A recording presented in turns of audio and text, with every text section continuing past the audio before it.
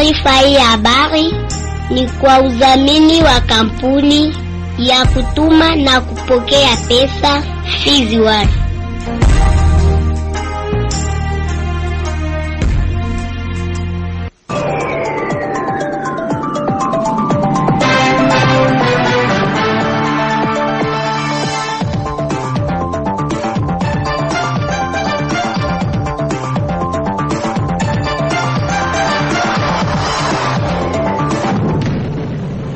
Matumaini yangu ni kwamba umeamka salama, mpenzi msikilizaji wa Radio Kijamii Kivu, mahali popote ambapo unaendelea kutusikiliza. Nikukaribishe kwa ajili ya kuweza kusikiliza uchambuzi wetu wa habari kwa siku ya leo, uchambuzi ambao unakupigwa na habari muhimu leo hii. Ripoti za ripota wetu kutoka sehemu mbalimbali, ukurasa wa habari za michezo pamoja na habari za kitaifa na zile za kimataifa. Msomaji wako wa leo naitwa Wasudi Valentin Isaac Mlucha Shibe, yuko upande wa pili kuna kudawati na mitambo. Msikilizaji, wanasema ambatana nami mwanzo hadi mwisho kunako uchambuzi wa habari asubuhi ya leo.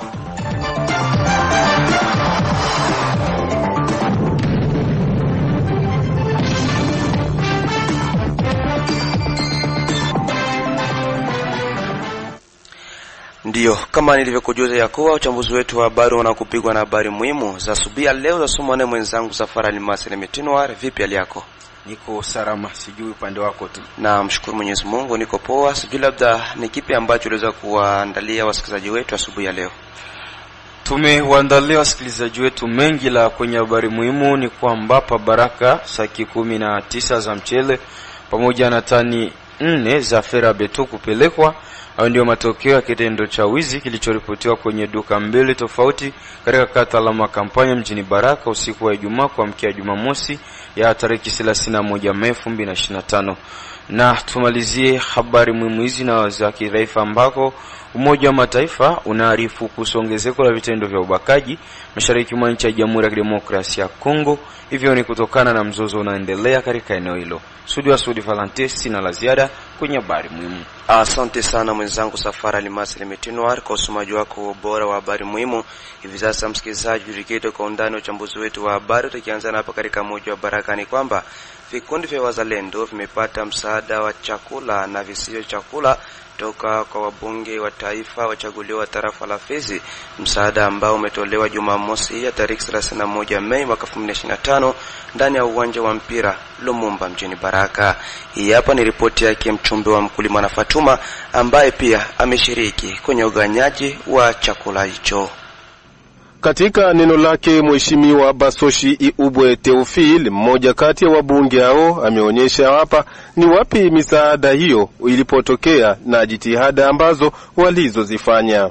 Leo tumefika Baraka, delegation ya badepute nationaux bote ba Fizi, ni kwa ajili ya kuja kufikisha en plus ya ile question tulikuwa amo ya Kasaba, tufikishe mzigo fulani ambayo tuko nayo, mzigo ambayo imetumwa na wanabunge wote wa Assemblée Nationale. Tunapenda tueleweshe watu vizuri, ni kusema kama au niveau national, au-delà ya ile banasema diplomatie parlementaire yenye badepute banafanya ili tupate amani. Mnajua tuko sous occupation, ilibidi sisi wanabunge kila mtu akwa anatoa kumshahara wake kila mwisho wa mwezi. Kila mwanabunge anatoa $500 kila mwisho wa mwezi. Tuko na kesi moja tunaita Caisse Nationale ya Solidarite kwa wazalendo au kwa effort de guerre, na kwa sasa ilibidi tujifunze namna gani tutakuwa tunafanya misaada polepole, lakini hiyo ndio circumstance yenye natuma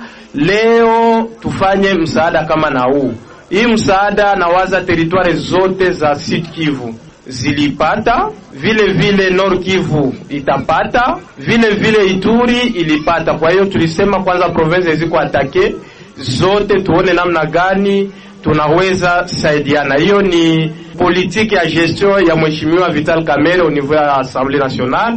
Alitia hiyo akaonesha namna gani na sisi tunaweza tukafanya tuchangie, ili wazalendo ambao wamejitolea kwa kupigania nchi wao nao wapate msaada fulani.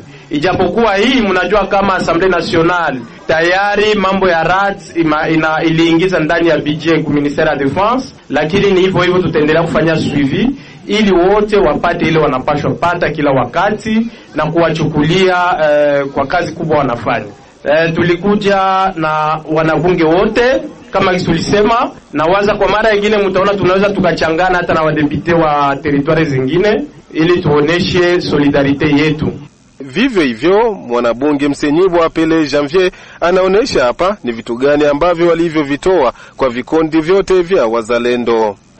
Ndugu zangu, leo tuko hapa kwa sababu kuna ndugu zetu waliokubali kulala nje, waliosema kwamba hatuwezi kubali wale watu ambao wanatokea Rwanda waje kutunyang'anya vitu vyetu, waje kutunyang'anya nini, udongo wetu. Kaita benese, sisi kama vile watoto wenu mliochagua, kama jinsi kolega alivyoexplike, tulileta hii kidogo ili isaidie ndugu zetu nguvu, kwa sababu hamuwezi tumika kazi bila kula. Kitu cha kwanza ni unga, ni 300 sac 2.5 ton ya nleka wasaidie bandoko cheto bidomo mabele chicho cho saidia ite ya kalombakalwa mine nikiwana onda mima wipika atongocho. Tukasema no, acha tuongeze na saki 50 za chumvi. Tukasema hapana, sama kuko parmi yabo wanakulaga wali, c'est-à-dire 40 sac mchele. Muitumi atumi mwenda mango kyo chafu wata vile vile. Tona be 30 carton ya sabon. Iye. Tona tena bope, ole vamo bakyo wela anda. Ole vange bakyo wela anda. Sasa ono ana ondi tenda na oya. Bo tenda vile. Tongeza na Motorola momanaji. Bibyo ndo vyenye tulileta kwa itu. Kupitia fursa hiyo kumetolewa pia ng'ombe kwa wazalendo wote kwa kuwaweka pamoja, kama anavyotoa hapo fafanuzi mwanabunge Chakubuta Mfaume Teash. Baraka baraka. Vikao vilishafanyiwa ili mkuwe pamoja na sisi. Leo tunapenda tuoneshe na mtuoneshe kama muko kitu kimoja. Sisi wabunge tuko kitu kimoja na nyinyi. Mambo ambapo muliongea na tukasaini pale Uvira, tulisema Fizi itakuwa na umoja. Bila kumichosha, nitaomba protokol isukume nyama hapa kwa mbele yangu, watu wote waione. Malanda bonga male malia. Kwa hiyo tutaachia charge kwa responsable wa Vipembwe. Tunaomba ba representant bote ba Vipembwe benye balitaiwa hapa bafike mbele yangu bote kwa jumla. Wadugu wa representant wa Vipembwe, sisi kama vile wabunge wanaopatikana pale Kinshasa, na unasema malalamiko yenu lazima tufikishe kwa rais. Hatutakuwa na malalamiko ya kila grupe. Haina vile. Tunapasha kuwa na malalamiko ya watoto wa Fizi en general. Sasa mulisema mutakuwa pamoja na mutatumikia pamoja. Tunamipa ngombe hii, muichinje, muioneshe alama kama munapendana mbele ya hii raia, kwa sababu sisi ndio mnatuchunga na sisi tunamitia. Bila sisi hamuna nguvu sisi raia. Na grupe yote itaenda tena kinyume na hapa. Tutaambia wale wazee wamishughulikie. Kumbe ngombe yenu hii mwende mtaipanga programu jinsi mtaichinja. Na upande wake mwakilishi wa wazalendo ametaja kushukuru kwa hatua hiyo iliyotekelezwa nao wanabunge wachaguliwa wa tarafa la Fizi kwenye ngazi ya kitaifa, hasa kuwajali katika kipindi hichi kigumu. Nafurahi sana kabisa kupata muda kama huu. Hii na mimi simama mbele yenu nitoa shukrani zangu kweli. Nafurahi sana kuona wabunge wetu kweli nyewe watu mmefika hapa ili muweze kutembelea sisi wazalendo. mumejua kweli kama wazalendo huko hapa Baraka. Na kwa niaba ya wazalendo, ninasema asante kwanza kwa rais wetu kwa jinsi alijua kama wazalendo ni watoto wa nchi na wazalendo wanaweza kutetelea nchi yao. Ebalo. Hapo natoa shukrani zangu tele kwake. Na shukrani zangu za pili nimegeukia kwake maire de la ville kwa kuweza kuunga pia wazalendo mkono kuwa nao sambamba kwa kutumika nao kabisa hapa Baraka. Ni vema tuwajulishe kuwa ni vikundi zaidi ya 13 ndivyo vimefahidi na msaada huo. Asante sana kabisa mchumbe wa mkulima na Fatuma kwa ripoti yako hiyo msikizaji. Tukiwa tu katika mji wa Baraka ni kwamba saki 19 za mchele pamoja na tani 4 za fera ya beto kupelekwa. Hayo ndio matokeo ya kitendo cha wizi kilichoripotiwa kwenye duka mbili tofauti katika kata la Makampanya mjini Baraka usiku wa Ijumaa kuamkia Jumamosi tarehe 31 Mei mwaka huu. Vitendo vya wizi viendelea kuripotiwa kila kuchao ndani ya mji wa Baraka na hivyo inapelekea raia kuwa na wasiwasi mkubwa. Akizungumza na Radio Kivu, Bwana Omari Mwanga, mmoja wa tukio hilo, ametoa hapa picha ya kile kilichotokea huku akiomba kwa vitengo vya usalama kuwajibika vya kutosha. Ilikuwa asubuhi wakati tunajiandaa kufika kukazi kwa mdabiti, venye tulifika hapa kukazi ile sie kufika tukakuya kuta kwenye tunatiaka mafera ya beton, hakuna tena fera ya beton hata moja. Ina maana tulifika tu tukakuta ile minyororo zenye tunafungaka nazo mafera ya beton ndio zinaacha zinatupiwa chini, fera ya beton zote zinaenda. Kwa sababu hapa kuko milango nyingi, mimi hapa kwangu walinibeba mafera ya beton zote ambazo zilikuwa nje, na kumlango jirani hapa nako kuna vitu ambavyo walivyobeba, walivunja wakaingia ndani na wakachukua vitu. Walichukua mchele mu depo jirani, walibeba saki tu nyingi za mchele. Sidhani kama mtu mmoja anaweza kaweza kuchukua fera beton, kwa sababu mkila kolia fera beton banakuwaka banafunga amo DPS, na wakati kuko kliana kuya sasa vile tumservir sisi wenyewe tukuagi tunaweza kunyangula ile koli moja, inakuwaka inatubidi wale inakuwaka inatuomba kuwe mwingine mtu ambaye tutasaidiana naye ili tunyangule ile koli tutie chini. Ina maana vile wenyewe walikuwa ziiba akukua mtu mmoja, juu mtu mmoja aweze hata bikuwe yaye kunyangula ile koli za fera beton. Na tuliona hapa asubuhi venye tulikuwa tunafika, tuliona maservice ya bilete, ina maana maservice za securite zilianza kufika, vitengo vingi tu vilifika hapa. Kuna kitengo cha wazalendo walifika, tuliona hapa wengine watu kaza wakaza, hata kama tukujua kuidentifie walikuwa wanani, lakini wenye tuliona na tuliidentifie wenye walikuwa hapa kukua kufuatilia hali walikuwa wazalendo. Ndio tuko tu hivi tujue waishaenda wanakamata ma information, tujue sasa kama kipi ambacho kitakachofuata. Kama mchuruzi, kama kuko wizi ambao unatendeka, inakuwa inatugusa kwa sababu inakuwa inaturudisha nyuma, na inaweza kuwa tu vizuri. Naweza omba wala naweza lancer cri d'alarme ku ma service sécuritaire wazidi kutusaidia kutuchunga sisi raia na mali zetu, kwa sababu kama tunavyojua kazi kubwa ya maservice de securite ni kuchunga raia na mali zake. Lakini kama tunaanza ona tunaamuka tunakuwa kuta fasi ambako mali ziko tena, ili inatugusa kabisa, tena inatuumiza. Na kwa wale wapendelevu wa habari za michezo, hivi sasa nampisha mwenzangu Mari Makelele Uzele. Karibu.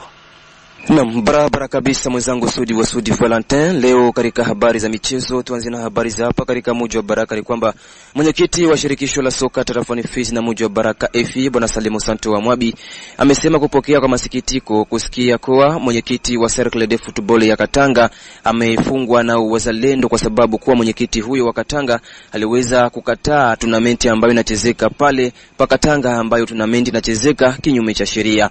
Bwana Salimu Santo wa Mwabi ameomba kwa uongozi wa wazalendo kuweza kumwachia huru kiongozi huyo, kwani soka inakuwa na sheria zake. Bwana Salimu Santo wa Mwabi aeleza yafuatayo. Ndio bwana journaliste, nimepokea kwa masikitiko makubwa sana kusikia president wangu wa Cercle de Football de Katanga amefungwa na wazalendo. Juu ya nini? Ni baadhi ya kile kikundi ambacho kinatiita Attente Urbaine pa Katanga kuorganize tournoi yenye iko legala, iko rekonya kupitia kumsika ambayo kwa halali. akaandika barua alisha kubambia amuwezi mkafanya hiyo mamachi yenu hapa bila kupitia uongozi ambao unajulikana. Pamoja na hiyo walienda kupitia wandugu wazalendo, wakaenda funga ule president wa Cercle de Football pale Katanga. Ningeomba wakuu viongozi wa wazalendo, Kabumbu ni institution ambayo iko na heshima zake, iko na reglement zake ambazo zinazibeba, wamfungue ile vraiment itakuwa jambo la kupongeza.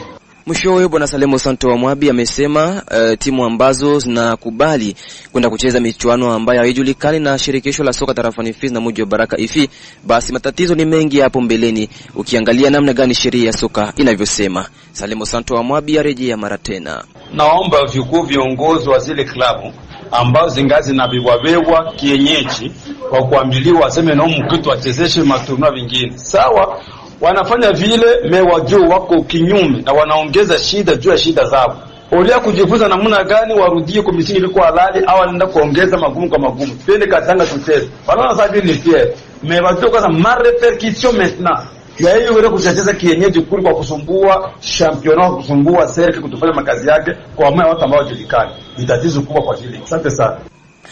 Tumalizie na huko katika bara la Ulaya ni kwamba klabu ya Manchester United wameungana na klabu ya Arsenal Gunners katika mbio za kumnasa mshambuliaji wa RB Leipzig Benjamin Sesko. Mkurugenzi wa michezo wa klabu ya Manchester United Christophe Vivelle anasema, nimewasiliana naye vizuri sana kwa sababu mchezaji huyo na kuwa na mahusiano naye na ni silaha nzuri kabisa kuja hapa katika klabu ya Manchester United. Tumalizie na hizi habari ambazo zinasema kuwa mchezaji Liam Delap, mshambuliaji wa Ipswich Town mwenye umri wa miaka 22, atakuwa mchezaji mpya wa klabu ya Chelsea The Blues baada ya klabu hiyo kukubali kutoa paundi milioni 30. Vipimo vya afya vimepangwa kufanyika Jumatatu Juni 2, 2025 kabla ya kusaini rasmi mkataba wa kuwa mchezaji mpya wa klabu ya Chelsea The Blues msimu ujao. Liam Delap ameamua kujiunga na klabu ya Chelsea The Blues kutokana na fursa ya kucheza ligi ya mabingwa Ulaya msimu ujao na uhusiano wake wa awali na kocha Enzo Maresca. Basi Sudi wa Sudi Valentin na kushukuru kwa kuweza kunipatia fursa ya habari za michezo. Nami pia na kushukuru mwenzangu Mare Makelele Uzile, lakini ingekuwa ni heri kuwajuza wasikilizaji wetu ya kuwa kutapigwa mechi moja leo siku ya Jumapili kunako uwanja wa Lumumba hapa katika mji wa Baraka majira tu ya saa 3 za asubuhi, ambako utakuwa ni mechi ya Vetera VC Umoja wataweza kupambana vikali zidi ya VC Ami Baraka. Mechi itaweza kushuhudiwa kunako uwanja wa Lumumba hapa katika mji wa Baraka.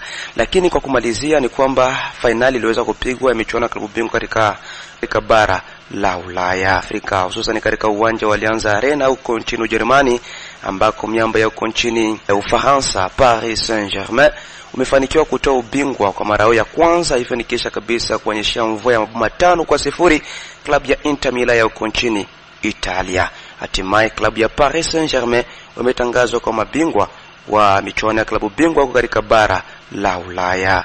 Msikilizaji, kwa kabisa ndo bado unakuja kujiunga nasi, nikukumbusha ya kwamba unaendelea kusikiliza uchambuzi wa habari kutoka kwenye redio ya kijamii Kevo kunako mita 93.0 FM. Kampuni Fizon Baraka, Mboko na Misisi ni rahisi kutuma na kupokea pesa cash pote ulimwenguni bila usumbufu. Tukijelekeza huko katika kijiji cha Kasaba sekta ya Nganja tarafani Fizi ni kwamba siku chache ikija serikali kuu ya Kinshasa kuwajiana msaada wa kiutu kwa raia waanga wa janga la mafuriko pa Kasaba ndani ya sekta ya Nganja. Baadhi ya waanga hao wametaja kutokupata msaada huo, huku wakiomba kwa wakuu viongozi kuingilia kati. Kwa jambo hilo, mkuu wa sekta hiyo amesema ni vigumu kuridhisha kila mtu. Hapa ni ripoti yake mwenzetu Nicodem Kashindi Bon Samaritain ambaye asomwa na Isaac Mlucha Ashibe hapa ndani ya studio. Kwa mujibu wa taarifa tunazo ni kwamba ni idadi ya watu 12 ndio waliokosa msaada huo wa serikali kuu ya Kinshasa ulioshindikizwa nao wabunge wa taifa wachaguliwa wa Fizi. Mmoja kati ya wahanga wa mafuriko ya Kasaba aliyepoteza watu 6 anaeleza hapa masikitiko yao, huku akianza kwanza kushukuru viongozi. Mimi ni mkaaji wa Kasaba, saa vile umoja wapo miongoni ya wahanga waliopata matatizo kwenye kijiji cha Kasaba. Ninaongea kwa huzuni mkubwa, monsieur le journaliste, kulingana na bitu vyenye vilitupitia, na tuko natoa shukurani kwa viongozi wa kiserikali mbalimbali kwa misaada ambao wanajitolea kwenda kutuona. Hilo tunashukuru sana. Ya kwanza nitatanguliza shukurani ya kabambi kwa vice gouverneur pamoja na gouverneur wa province yetu ya Sud Kivu. Messieurs les journalistes, niko mbele yenu sa vile umoja wapo au msimamizi wa waanga maafa ya kijiji cha Kasaba. Nadhani hii itakuwa safari yangu ya pili mie kusikika ku Radio Kivu. Niko mbele yenu naleta malalamiko kulingana na vitendo vyenye biko napitikana kule kutere kusie baanga. Nadhani gouverneur alifika kule pamoja na askofu, bakapokelewa, bakafanya kila aliwezekanalo, bakatuachia saa vile sabuni sie baanga. Kukafanywa liste, kukachaguliwa komite ya suivi, ndio kuliachua mabunga bile vitu vyote sie tulipata, na ile sabuni kichwa ya mtu 55,000 wale baanga benye walipata matatizo. Ndio watu wote walienea na tulishukuru sana kwa viongozi. Hata hivyo, upande wake mkuu wa sekta ya Nganja Akili Bernard amesema ni vigumu kuepuka hali kama hizo kwenye mapokezi. Ndiyo makaa ya vile haiwezi weza kujitokeza, sababu hauwezi weza kuridhisha watu wote, lakini wale walengwa halisi kabisa wameandikwa. Mimi sikutoka Lubonja kuja hapa Kasaba juu ya kufanya michezo. Nimekuja hapa kubaki na raia yangu kutokana na matatizo. Ina maana kwamba ikiwa kuna mlengo ambaye aliweza kuachwa au kuorozeshwa kabisa, niko mbioni sana kwa kuweza kumjaza. Na ikiwa si mlengwa, mimi si mjaji, sababu kuna walengo ambao wanatakika kupata msaada, na wale wengine ambao waliweza kupokea zile familia ambazo zilikumbwa na haya matatizo. Kuna baadhi ya familia ambazo tumeorozesha pamoja na chef de village na kapita. Ina maana hakuna lolote lile ambalo mimi kama vile chef de secteur nimelifanya bila kuweza kuwa pamoja na chef de village, kapita, societe civile na kamati ambayo iko hapa, sababu tuliweza kusimamisha kamati hapa ili kuweza kutonesha walengwa halisi ni wanani. Na hiyo kazi tumeifanya, na labda hivyo vikaratasi wakati wakuu viongozi watakuja nitaweza kuwaremetre na mtaweza kushuhudia wenyewe ikiwa kama tumeandika watu ambao si wakasaba. Wakati hayo ya kijiri, duru yetu yaongeza kuwa makosa yalionekana katika mchakato huo wa mapokezi ni ile ya kubadili majina ya wahanga halisi na kuweka wahanga bandia, kama anavyorejea mara tena muhanga huyo aliyezungumza kwa niaba ya wenzake. Babunge bakaenda kule. Baada ya wabunge kwenda, balibeba misaada mbalimbali. Messieurs les journalistes, tulishukuru misaada ilifika, lakini kia ajabu kienye kiko ni hiki. Ile misaada ilifika, bakakamata ile misaada bakaacha kubiongozi sawa vile chef de secteur pamoja na komite ya suivi yenye gouverneur aliacha na chagula. Ndio bitu vikaanza gabuliwa huko. Baadhi ya bahanga benye majina yao haikusikilika na balipokea muzile franga zenye gouverneur aliacha ile 55,000. Hicho ni kitu ambao kilitupelekea uzuni mkubwa usie sa vile wenye tulipoteza kwa majina yetu kubadirishwa, kuingizwa baadhi ya batu benye habakupata matatizo ya aina yoyote. Tuko na uzuni mkubwa wa kuona matatizo yenye si wenye tulipoteza, si wenye tulifisha. Hivi gisi niko nasema, nilifiwa na bibi na watoto 6, nilibakia na mtoto wa miezi 4, ndo mwenye nilibakia naye, na mie mwenyewe kanipelekea kuvunjika kiuno. Nikasikia jana CICR ilifika Kasaba. Baada ya kufika Kasaba, ikaonana na watu wote na ikaorozesha watu.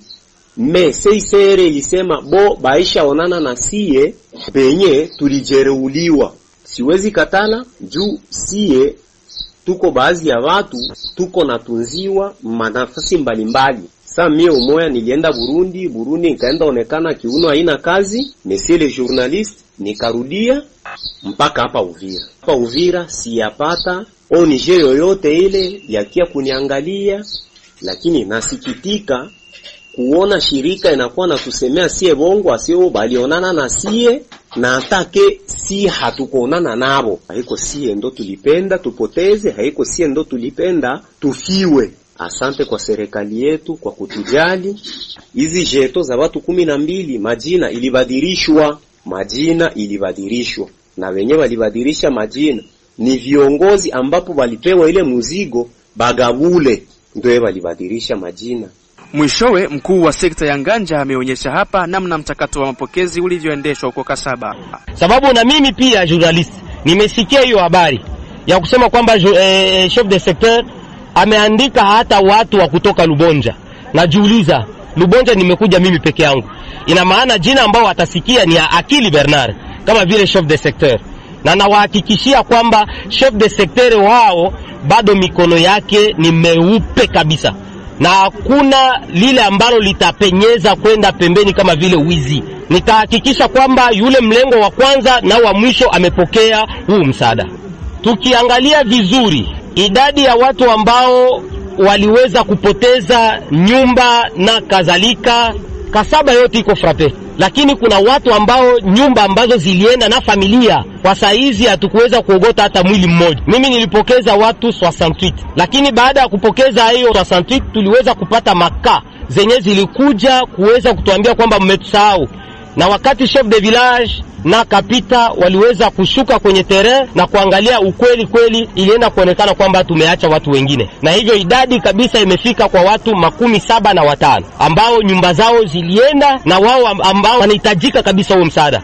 Tukumbushe kuwa ni tangu tariki 9 Mei 2025 ndipo mafuriko yameripotiwa na kudhusha maafa ya watu zaidi ya 109 bila kuhesabu nyumba na vitu vingine mbalimbali. Asante sana kabisa Isaac Muruchashibe kwa ripoti yako hiyo. Hivi sasa kunako kurasa wa habari za kitaifa ni kwamba Umoja wa Mataifa umearifu kuhusu ongezeko la vitendo vya ubakaji mashariki mwa nchi ya Jamhuri ya Kidemokrasia ya Kongo. Hivyo ni kutokana na mzozo unaendelea katika eneo hilo. Safari Alimasi Gilwe na mengi zaidi.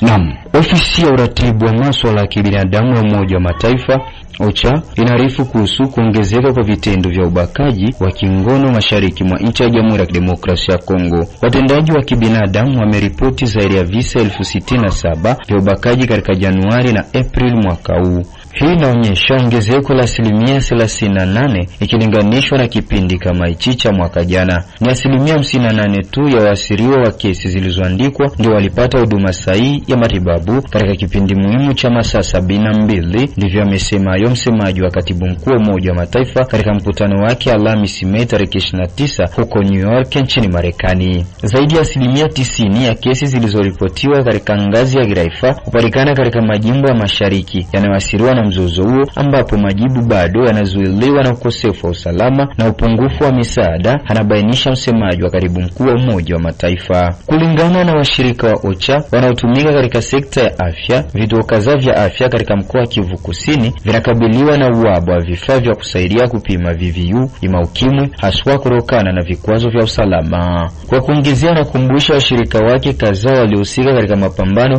dhidi ya unyanyasaji wa kijinsia huko Kivu Kusini wamefunga mipango yao tangu Machi kutokana na upungufu wa misaada. Katika eneo la Uvira pekee huko Kivu Kusini, viongozi wa eneo wamegundua zaidi ya kesi 100 za ubakaji kati ya Februari na Aprili 2025 na mashambulio mapya yaliyoripotiwa Mei kulingana na Umoja wa Mataifa. Tukumbushe kuwa katika eneo la Lubero zaidi ya kesi 250 za ubakaji ziliorozeshwa tangu Januari 2025 kulingana na shirika la Hakuna Chochote Bila Wanawake. Ukatili wa kijinsia katika nchi ya Jamhuri ya Kidemokrasia ya Kongo unaendelea kuongezeka. Kila dakika 30 mtoto mmoja ubakwa, linaarifu hayo shirika la UNICEF. Ni hayo tu kama habari za kitaifa kwa siku ya leo, na nyaruka namna hiyo. Asante sana kabisa mwenzangu Safari Alimasi Nimetinwari kwa ripoti yako hiyo. Ndipo kabisa naweka nukta kunako uchambuzi wetu wa habari asubuhi ya leo. Nikushukuru wewe mpenzi msikilizaji ulinitegea sikio mwanzo hadi mwisho. Vile vile nimshukuru Isaac Muruchashibe ambaye kwenye dawati na mitambo upande wa pili. Jina langu naitwa Wasudi Valente. Msikilizaji, asubuhi njema.